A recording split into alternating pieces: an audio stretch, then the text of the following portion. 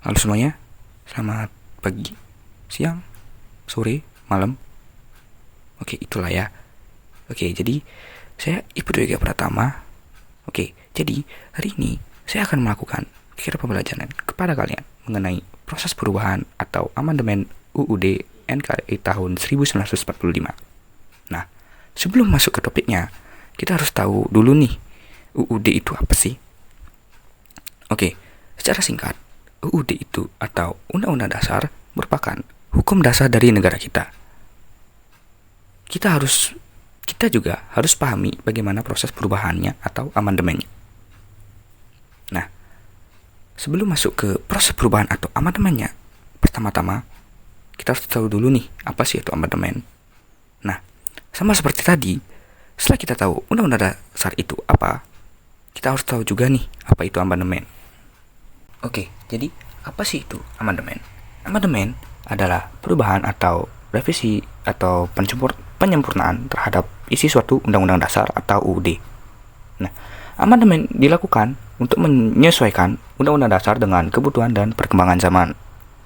Nah, dalam konteks Indonesia, Undang-Undang Dasar 1945 pernah diamandemenkan sebanyak 4 kali, yaitu pada tahun 1999 sampai 2002. Mengenai prosedur perubahan Undang-Undang Dasar NRI tahun 1945, pasal 37 Undang-Undang Dasar 1945 menjelaskan tentang langkah-langkah yang harus diikuti atau dilalui. Oke, berikut penjelasannya. Oke, langkah-langkahnya itu yang pertama ada inisiasi usul perubahan. Nah, usul perubahan Undang-Undang Dasar dapat diajukan dalam sidang MPR jika didukung oleh paling sedikit 1/3 dari jumlah anggota MPR. Nah, hal ini berarti bahwa inisiatif untuk amandemen harus didasarkan pada dukungan yang signifikan dari anggota legislatif. Langkah yang kedua yaitu ada pengajuan usul secara tertulis. Setiap usul perubahan harus diajukan secara tertulis dan harus jelas mengenai bagian mana yang dari Undang-Undang Dasar yang diusulkan untuk diubah beserta alasannya. Hal ini memastikan bahwa proses perubahan dilakukan dengan transparansi dan pertimbangan yang matang.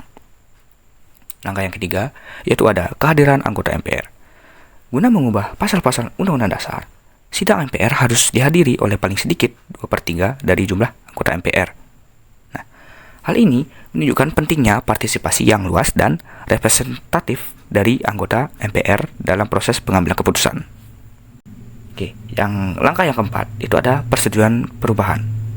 Putusan untuk mengubah Undang-Undang Dasar memerlukan persetujuan dari paling sedikit 50% ditambah satu anggota dari seluruh anggota MPR. Persyaratan ini menegaskan perlunya konsensus yang luas di antara anggota MPR untuk melakukan amandemen. Dan langkah yang kelima atau langkah yang terakhir itu ada ketetapan tentang bentuk negara. Pasal 37 Undang-Undang Dasar 1945 menegaskan bahwa bentuk Negara Kesatuan Republik Indonesia atau NKRI itu tidak dapat diubah. Nah, hal ini merupakan bagian fundamental atau bagian pokok dari konstitusi yang mempertahankan integritas dan kesatuan negara. Oke, segitu saja yang bisa saya sampaikan mengenai proses perubahan atau amandemen NKRI atau NRI tahun 1945.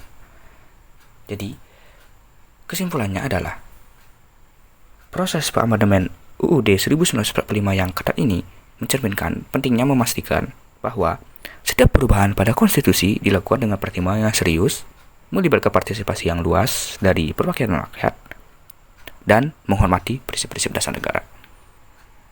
Sekian dari saya, terima kasih. Mohon maaf jika ada kesalahan kata atau kalimat yang kurang berkenan. Sampai jumpa di video pembelajaran selanjutnya and bye-bye.